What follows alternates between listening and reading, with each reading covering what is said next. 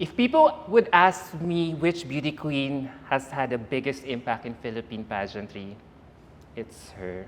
As for years, she has enthralled our nation with her iconic beauty, grace, and substance. And 31 years after, she remains popular and relevant more than ever. So here she is. Oh my God, it's such a dream come true to finally interview her. Fresh from her very successful hosting stint in Binibining Pilipinas 60th edition finals last weekend, please say hello to Binibining Pilipinas World 1993 and Miss World 1993 second princess, Charmaine Ruffa Gutierrez! Hi, Ruffa! Hello! Magandang hapon po sa inyong lahat, sa lahat ng mga viewers na nanonood ngayon. First of all, Adam, I would like to congratulate you. Muntik na ako ma-insecure sa intro. Parang akala ko ikaw yung kandidata, di ba? Ruffa Gutierrez! Di ba? I mean, we've been friends for so long and I didn't realize that you're now a successful vlogger and you're out and about in the pageant world. So congratulations to you. I'm here to support you and thank you so much for inviting me. I've been wanting to interview since the pandemic talaga, and talagang thank you for when your name finally came out that you would be one of the hosts for Binibining Pilipinas 60th edition. Wow, sabi ko, wow, I hope I could see her in person again. So, you know, Miss Viana was getting me since, I think it's been 2 months or 3 months ago. At the wake of Sir Deo and Janal, she asked me if I could host.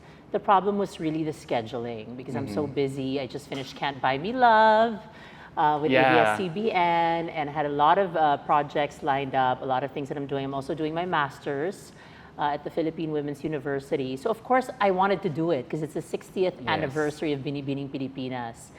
And the problem was scheduling. So when Viva cleared my schedule and they said that I could host, I was so happy.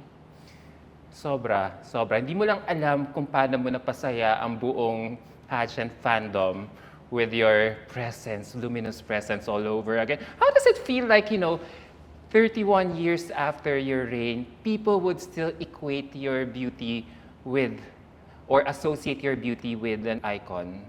Well, I remember back in the day, like maybe 10 years after my reign, they would still introduce me as Miss World Philippines or our Miss World or the Beauty Queen. Guys, marami na ako nagawa after that, hindi lang Beauty Queen. But I think my being Binibining Pilipinas and me competing in the Miss World, it made such a big impact in the lives of my fans that they still consider me a beauty queen 31 years later, even if I've done a lot of projects, I gave birth, ang dami ko na nagawa sa career ko, yun pa rin ang tumatatak sa utak nila. So maraming salamat sa Binibining Pilipinas Charities, of course kay Madam Stella Marquez de Araneta, and maraming salamat din sa lahat ng mga noong time na yon. This was 1993, and I remember Miss World was not really as popular as it was, but I think I made it popular. Yes. Here in the Philippines at least, diba? Yeah. So maraming salamat sa lahat ng mga pageant fans. It was really the best experience of my life at the tender age of 18. Yeah, so let's finally talk about it. Let's look back at your memorable... Balik tanaw ba to? Yes, Binibining Pilipinas journey. Yeah, you said you were 18 when you joined Binibining Pilipinas. What motivated you to become a beauty queen? Kasi a year before, you also represented our country to the elite Look of the Year contest, right? So in 1992, I was handpicked and I was chosen to represent the Philippines in the Elites Model Look of the Year pageant. Actually, it was a modeling competition in New York. So Jimmy, my ever faithful boy or girl Friday, came with me even together with my parents. And I remember that served as a training ground because I was still 17. I had just turned 17.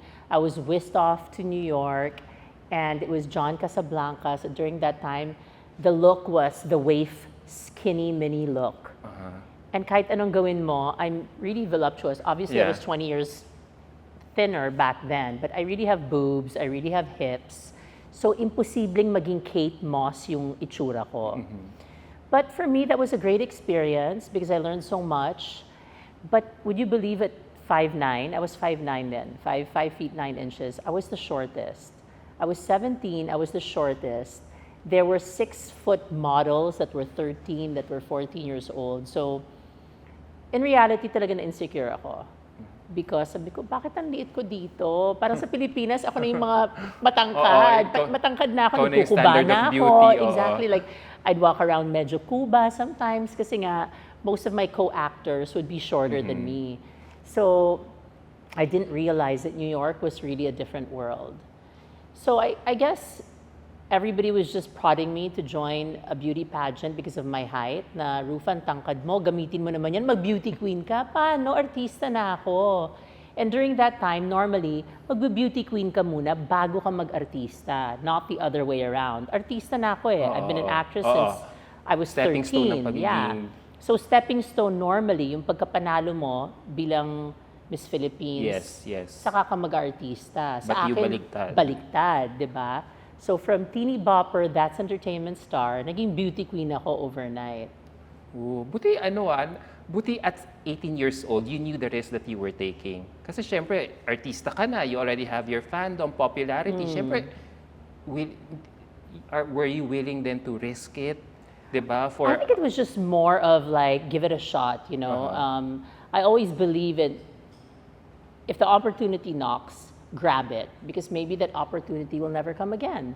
Yeah. And at that time, I was 17 when I represented the country, Look of the Year. So yun nga sinabi ko, training ground yon. Pinadala ko sa New York, and it was the most amazing experience ever. I came back, and then they were saying, you have to join Binibining Pilipinas na. Sabi ko, I'm so busy. You know, I was really at the top of my career back then as a teen star, and dami kong ginagawa. So I said, I'm not sure because I have so many schedules. So I remember on the last day, yun na nga, the last day of, I guess... At the strike of midnight. The strike of midnight. I think 12 midnight yung deadline ng Binibining Pilipinas noon, 1993. Let's say I arrived at like 11:45 p.m. So everybody was sleepy na, may natutulog na, ang dami ng tao. I forgot where that was. Ano bang location noon? Nakalimutan ko na. Hotel. But honestly, I really was gonna go there to tell Mrs. Araneta and the executive committee na, I'm so sorry, I can't join. Kasi nga, I'm not prepared. I'll join na lang next year, promise. Anyway, you know, there's still a lot of time. I'm only 18. You were only 18. Yeah, I'm only 18. But back then kasi, hindi katulad ngayon, di ba? They all joined in their mid-20s. Yes. Late 20s or 23, 24. Back then, kailangan fresh ka.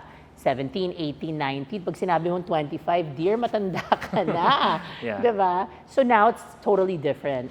But anyway, so I joined and I told them that I couldn't join that year. Yeah. And hindi ko alam na nagkakagulo na pala sa baba. Oh. I didn't know exactly what was happening, but para may sigawan, and so, oh my God. What was happening? Yeah, apparently they said na nag-walk out daw yung 60 or 70% of the candidates. Because I arrived. I'm like, what did I do? Ako naman, dumating ako doon ha. I mean, sana if you guys have videos back then, hindi pa usong social media, pero dumating ako naka-jeans, probably chinelas or sneakers, a polka dot blowing bubbles shirt. Kasi my shoot was blowing bubbles with Zoran Legaspi and June De Leon. Naalala ko yung Puerto Azul. Tapos ang hair ko kulot-kulot pa noon. So talagang hindi ako talaga handa para maging elegante at maging beauty queen. Talagang gusto ko lang sabihin sa kanila na, guys, I just want to tell you face to face that I'm backing out. And then when I learned na nagkakagulo sa baba, oh my gosh, we have no more contestants. Why? They all left. What did I do? So, syempre, yung chismis nila, sabi nila, I came late. Sabi ko, but it's not late. Yeah. You know, it's very late, but I'm still within the time frame because midnight nga yung sinabi sa akin na deadline. So, pag dumating ka na kahit na 11:58, it's still a buzzer beater. Technically, you still made it. Yeah. So, sabi ko, ay, nag-walk out sila. Sige na, sali ako. But parang lahat sila stressed. Tapos sumali ako. Baka may chance talaga ako. Ganun pa ako. Oh my gosh, ay sige, kahit wala akong workout, kulot-kulot my hair, I'll join na nga. Doon. So, di na natuloy yung original plan mo to talk to Madam? Hindi na natuloy. Kasi nga, habang nagkukwentuhan kami, what's happening? Sabi ni Madam Stella, oh, there's gulo. Madam, nagkakagulo na sa baba. May sinampal na si Jimmy, may nagsasabi ng mga kung ano-ano. I don't know, but it was really chaotic. Oh. It was chaotic at that time. And ako naman, sabi ko, sila yung nagbigay sa akin ng confidence. Everyone that walked out, maraming salamat sa inyo. Kaya ako sumali ng Binibining Pilipinas noon. Imagine, kinatatakutan ka na talaga With my at the curly onset. hair and my polka dot shirt. Yeah. So sabi ko, baka there's something in me that I can't even see myself and they see it in me. Bakit sila nag-walk out? So when you finally got enlisted as an official candidate, how was the experience like for you? It was all a blur. I think, how many weeks? I don't remember if we had only 1 month to prepare or 3 weeks. Definitely weeks. it was not 3 months, 4 Oo. months. This was like, join today, deadline, Press 3 weeks, presentation. press presentation, 2-3 weeks, crowning na. We didn't have much time to prepare. But, every single experience that I had during that time was just fun, kasi sanay na ako, nasa showbiz na ako, sanay na ako sa camera. So, para sa akin, I was just giving my best. Since you said you were a movie star and you only had your look of the year experience, I wonder how was your training like for the pageant? Who was training you and how involved was your mom back then? Well, definitely my mom didn't train me. She was just my supporter, my ever number one supporter. But I remember everything was in-house back then. It was really inside the Araneta Coliseum, and the former Binibining queens would train us. Former. I think it was Miriam Kiambao was the very first, if I'm not mistaken, that was sent to Venezuela to train Yeah. abroad Yeah. for Miss Universe. Pero lahat kami, during my time, 1993, in-house lahat. So, palakad-lakad lang kami doon, nila Mrs. Araneta, and everyone from Binibining. So, we didn't have trainers, we didn't have camps. I didn't spend a single penny. I don't know, I'm hearing all these candidates spend so much now, Magastos na millions, ngayon. magastos. Pues ako, may piso, wala akong ginastos. So I had my gowns were made by Mang Ben Ferrales. Meron namang photographer ang Binibining Pilipinas. If I'm not mistaken, it was Vic Valenciano. So kung anong meron sila, yun ang ginamit ko. Pati makeup, pati hair, lahat. Sa kanila nanggagaling. And so I just took the opportunity na, okay, gawin ko lahat. Kasi they know what's best. They've trained so many pageant winners before. So I just gave them my trust. And of course, my mom was always the ever supportive mother and manager at that time. Same with my family. And I think it was really just a whirlwind of emotions. How was it like for Tita Annabelle to see her unika iha compete in the most Alam mo naman yun, prestigious rah-rah pageant? girl. Oo. Pumunta sila ng South Africa. It was my dad, my mom, Mother Lily, my cousin Apples, my tita. There were about like 7. Kasi ang layo ng Africa, di ba? Yeah. So I think I had like 7 cheerleaders during that time. But I remember prior to that, we were billeted at the Diamond Hotel. Yeah. Yeah. Was it for a week, for 2 weeks? Yeah, so I think masaya yung time na yon. Gusto ko talagang balikan. If there was one moment in time na gusto kong balikan, it's that era when I was 18. Alam mo, it's worth making balik. Kasi, ewan ko kung nare-realize mo 31 years after kung gaano ka-intensive yung ka-cutthroat yung competition ng batch nyo. Because I remember, I was 11 years old then and I would, be buying a lot of tabloids. Tapos nakikita ko yung mga mukha nyo naka-plaster sa front pages. It would turn out to be one of the most competitive batches because of how you were being pitted with another fellow candidate by the name of Miss Lindy Gallardo. Tapos, as I did my research, you ended up as roommates. So, I wonder how did your friendship navigate the waters of the whole competition? They were saying that she was a strong bet and I was a strong bet. And alam mo naman me, I'm just hi, I'm just funny. Your usual friendly my self. usual friendly, happy self. So I never thought of her as competition. There was one time, hi Dindy, if you're watching. She did tattle on me though, because she was my roommate. Yeah. And I told Mrs. Araneta, okay, I can join, but I have 2 or 3 previous commitments that I must honor. And one of them was my taping day with Robin Padilla. I did a teleserye or a telemovie with Robin back then. So nagpaalam naman ako sa Binibining Pilipinas. So ang kumalat nun, tumakas daw ako. Pagising daw ni Dindi, nawala na ako. Asa na si Ruffa? Nawala.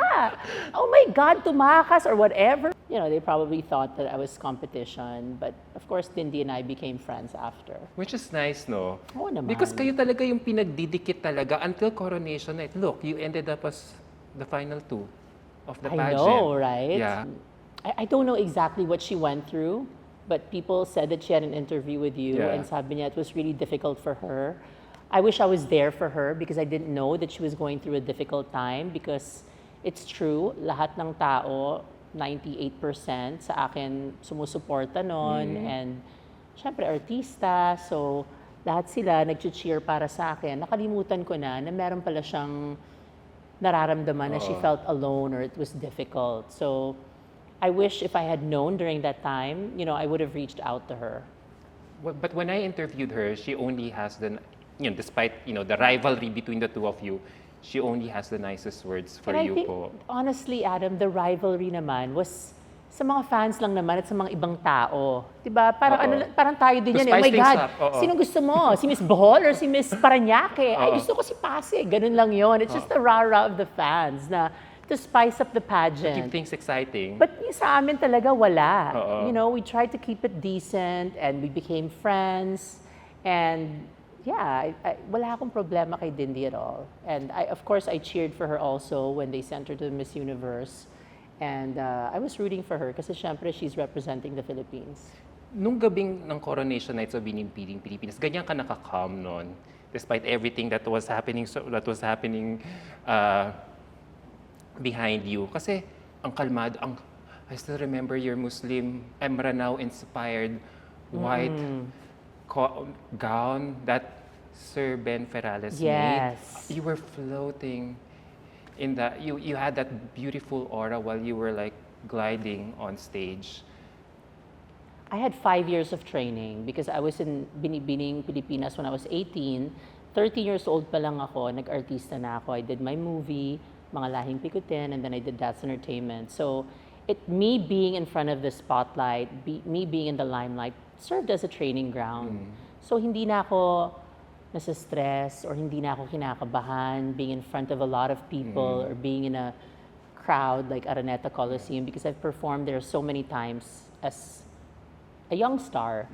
So I think what also boosted my confidence at that time was the cheers of the people, di ba? Lahat sila, You got the whole crowd going for you. they were really cheering for me. And I remember tuwing tinatawag yung pangalan ko, nagsusupport sila, sumisigaw sila. So nakaka-boost ng confidence yun. Was I 39? Yeah, I think. 38? I was the 30 last two. Dindi and I were either 39 39. and 38, yeah. Yeah. So parang pag sumisigaw na sila, syempre parang, hi, oh my God, thank you so much. Kung pwede ko kayong halikan isa-isa or i-hug isa-isa, I'll do it, di ba? So when you finally won a crown, which is the Binibining Pilipinas World title, how were you feeling then? I admit that I was a bit sad the first night because I grew up in the States and I grew up watching Miss Universe. Yeah, I knew that Miss World was the new crown, and I think Binibining Pilipinas Charities just acquired the franchise A year before. a year before. So they were really promoting it, and pinag-uusapan talagang Miss World at that time. Pero ang dream ko universe, kasi Amerikana ako, feeling ko Amerikano ako lumaki, di ba? So parang, I don't want to go to South Africa, I want to go to Mexico ba? Mexico. I want to be a Mexicana. Gusto ko universe. And then, my mom and my dad, they talked to me over breakfast the next day and sabi, Ruffa, this is your destiny. This is what God planned out for you. Iba yung plano natin, iba na pag ang Diyos ang nagpaplano para sa'yo. So we have to trust in whatever it is that He has for us in the future or at that moment. Kung may disappointments tayo in life, gamitin natin para lalo tayong tumibay. And it proved lang na you're a very good soldier. as a Binibining Pilipinas title holder, sumunod ka talaga. Hindi ka nag-complain na, Madam, why only? Ay, hindi naman. Oo. Hindi naman umabot sa ganon. Sa akin lang yon and Oo. my own heart, di ba? Oo. But I never expressed it naman. That's great. So that was your crown March 27 and the competition was 8 months after Yes. November 1993. So how did you prepare? How did you use that time to prepare for your international competition? Of course, I called the Melanie Marquez, di ba? And she trained me. She trained me for Look of the Year, and she also trained me for Miss World. And for me, I think Melanie has the best catwalk. You know, she specifically told me to do the 8 walk. She made a particular walk for me na kailangan maglakad ka, naka-8 ka. Just follow the line. Tapos dinagyan pa ako ng mga books sa ulo. 10 books yata Saan ka yun. nag-train sa bahay niya po? Sa bahay niya, if I Oo. remember correctly. Sa bahay niya. Tapos, siya din ang nagturo sa akin na maglagay ng white liner sa loob ng mata para lalong lumaki yung mata ko. Kasi medyo chinita ako, di ba? So when I smile, nawawala na yung mata ko. And she's like, no, kailangan maglagay ka ng white liner. Bilhin na lahat ng white liner! Nasaan na yung white liner? Kailangan malaking mata ko. Isang bagahe ng white Isang liner. bagahe ng white liner. Kasi during that time, ang ginagawa nila is black or brown liner. Hindi, white. Para lumitaw ang mata mo. So, it really worked. Kasi yun ang sabi ko, Miss Melanie, thank you for the white liner. Talaga napansin nila yung mata ko. And during that time, they wanted me to be fair. You always win fair. Oh, pero a lot of, diba, I mean, when you join pageants, nagpapaitim ka. Oo. Depende kung saan ka pupunta. It's either magpaitim ka, magpaputi ka, or whatever. But, you know, the look that they wanted was just really very classy, elegant, hindi gawang-gawa. Yes, in the yes. sense na Natural pa rin. natural pa rin. So, Oo. I didn't have to tan, I didn't have to change anything. I joined my natural self. Like, I had no fake teeth, no fake nose, no fake, maybe just fake lashes. Just fake lashes na kinabit nila. And then the hair extensions that they put on my hair. Kasi petal yun eh. So even during the evening gown competition, I didn't wear hair extensions. That was my real hair. Yeah. So everything was natural. And that's what I really appreciate back then. Because you can really distinctly see each person. Ay, ito si Dindy, ito si Ruffa, ito si Janet Fernando.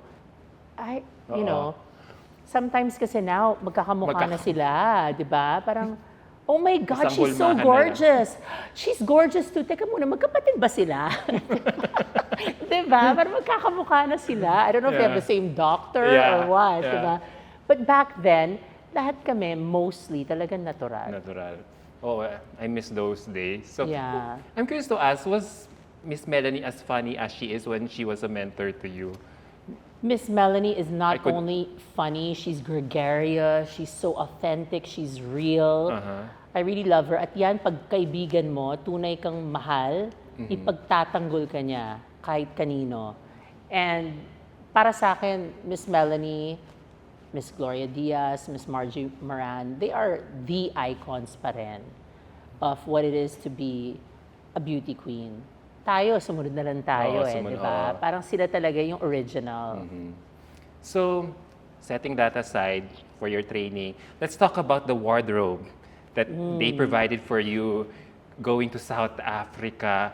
So ang costume mo was made by Ben Ferrales. Yes, the Sari Manok Yes. inspired costume, Oo. which I loved. Uh-huh. Siya nakaisip nun, hindi ako. I had nothing to do with it. He designed it and he said, this is what you should be wearing. That's great. Yeah. Tapos, may curious lang ako. So, Ben Ferrales made your evening gown. I wonder if you had a backup gown then. Because I asked this question because when I interviewed Dindy, she mentioned that Madame went all the way to New York to buy her Bob Mackie dresses for Miss Universe. So I wonder if you also had a similar experience with Madame Stella po. Ah, yeah, wait. So, I'm talking about the local competition. It was Mang Ben that did. So he did my evening gown in the Philippines. In the Philippines. Yung white na may Yes. gold na Oo. yung sinasabi mo. And he did my Sari Manok costume For for Miss- the for the international Miss- yes. competition. My evening gown was an international designer. So Madame Stella made me choose from about 30 beautiful, stunning gowns. Bob Mackie, gosh, I don't remember. All these Olsen, our, Halston. yeah. I brought a white Halston with me. And then Badgley Mishka, I think is what I wore, if I'm not mistaken, the black one. Yeah. Okay, yun ang sinuot ko, di ba, when I hosted the 60th year. It was also black and with crystals because I wore the same, similar color. I didn't. Thank you for sharing Yeah, that. I didn't diba? notice it na merong nod pala sa Yes. 1993 evening gown mo. So yung white, dala-dala ko rin. Meron akong dala-dalang Halston na white. But you know, white always makes you look bigger on stage. Black will always make you look thinner. I wonder, where were you fitting all those dresses? Araneta, the room. Saan doon? Alam mo yun na... Aba, sa taas. So you came to South Africa well prepared. I went to South Africa well prepared, except probably I didn't go to the gym. I was not a gym person. I was just naturally skinny and voluptuous then. I remember when we would go, I was already in South Africa. So during our free time, I would just chill, go to the spa, get a massage. Lahat sila nagwo-work out. How was the mood like when you finally set foot in South Africa to compete? What was their strategy on your part to consciously stand out among the rest? Well, they already knew who I was when I got there because of the whole controversy of like how I won, nagkakagulo na sa Pilipinas and everything. Updated sila. Updated sila. Kahit na wala pang social media noon, may mga dyaryo sila at nakarating sa kanila. So when I got there, they already knew who I was. They already kept an eye on me. And I loved it. I loved South Africa. First, I arrived in England. Yes. And we were there for a week. We stayed at the Hilton, if I'm not mistaken, in Knightsbridge. And after a week, we all flew to South Africa. And I haven't been back since. Actually, this birthday, this year, because it's a milestone birthday for me, I was supposed to spend it in South Africa and bring my daughters to Sun City, where it all started for me. So baka next year, gawin ko yun. Nice. Ang dami mo ngang, nasubaybayan ko nga yung mga interviews mo when you came back. And you, thank God you mentioned about London. Nakalimutan ko na yon. Yes, we were in London for a week. You had a For very 10 days. memorable incident there. Nung natatandaan ko, nasunog ba yung hotel na tinitirhan nyo? Or parang may commotion na nangyari? That's why they set the... I think at like 2 a.m., the alarms went off. So everybody had to run downstairs in their nightgowns. So I saw Julia Morley, I saw Sir Eric Morley, all the candidates went down with their pajamas. Everybody was grabbing pictures of their boyfriends, kung ano madala-dala nila. Oh my God! Boyfriends? Yeah, kasi may mga pictures, di ba, noong araw, di ba? Wala naman tayong cellphone noon. So, kung may mga boyfriends, pictures ng honey, here's my picture, think of me every night. So, yung mga ibang mga candidates, dala-dala yung mga pictures ng boyfriends nila, at anything that they can grab. Kasi we really thought the hotel was burning down, but it wasn't. It was a false alarm. But I'm still friends with some ladies. Yeah, up until this day. Yeah. So, how was Madam Julia in person? Is she as super bait as she has been ever since? I remember her being very kind. She was always well-mannered, mabait, and she would always take care of the girls, I remember. I mean, there was no VIP treatment. She treated all of us the same, and she wanted all of us to have fun. Back then, kami-kami lang. I would fax my experience to my parents. Oh, this is what's happening now. This is day 1, day 2, day 3. Puro lang kami padala ng postcard at saka fax nun. So, ano nang balita dyan, Ruffa? Kasi mahal tumawag di ba? Long distance. So, puro kami love letters nun.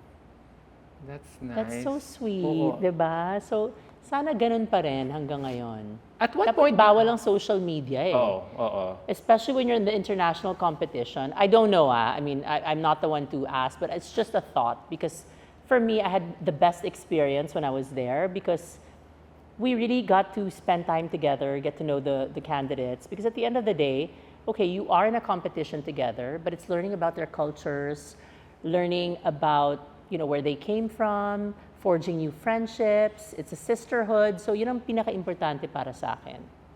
Buti you had an amazing time And you placed so high. But going to the finals, when you were the second girl to be called in the top 10, were you expecting Hindi, ito na it nga, to- mali yung pinagdasal ko. Kasi nga, I was praying, Lord, sana pumasok ko sa top 10, Lord. So everyone was like, please. So pasok ko sa top 10. Yay! So, thank you, Lord. Okay, Lord, please, sana pasok ako top 10 na ba? And then they called us right away, di ba? top 10. Lord, sana please, pasok ako sa top 3, please. Ganyan. So, pasok na naman ako sa top 3. I forgot to pray na, Lord, sana maging Miss World ako. You have to be specific and intentional when you pray. Hindi dapat general. So sabi ko, Lord, dapat nagdasal pala ako, nananalo ako ng Miss World. But for me, when they called me, One after the other. one after the other, it was just very fast. It was just automatic. And, you know, I think the feeling with, you should have won. Mas masarap pakinggan yun ng kesa sa, my God, why did you win? Diba? So, for me, okay lang. I just took things in stride. It opened a lot of opportunities for me. Para sa akin, ako yung Miss World ng puso ng mga Pinoy. Marami ako naging projects after that. And talagang minahal ako ng mga Pilipino. So, maraming salamat po sa inyong lahat. Alam mo, ang daming parts doon sa Miss World talaga that would still remain iconic and memorable even up until this day. Your look, for one, di ba? Yung gown, that black gown with your coif hair. Was it your Yes. idea to put your hair like that? Well, I believe that if you're wearing an evening gown with a high collar, which what I was wearing back then, Yes. and my arms were exposed, dapat nakataas talaga yung hair. And, you know, I wanted to be sort of like a classic, elegant woman. So I decided to put my hair up and do the petal look. And mahusay sila. Whoever did my hair back then and my makeup, you know, I just kind of retouched a little bit, but they already knew what they were doing. So planado yung look mo talaga na yun talaga yung look mo for that. Hindi siya planado. Basically, it was an option, but for sure my hair was gonna be up. I just didn't know how. Kung pusod ba, or nakataas, or nakataras. But I think that look was given to me by one of the designers on that day, and I liked it. And then I just said, I want my eyes to be parang cat's eye at that time. Were you feeling nervous when you kept advancing and advancing while you were praying deep inside?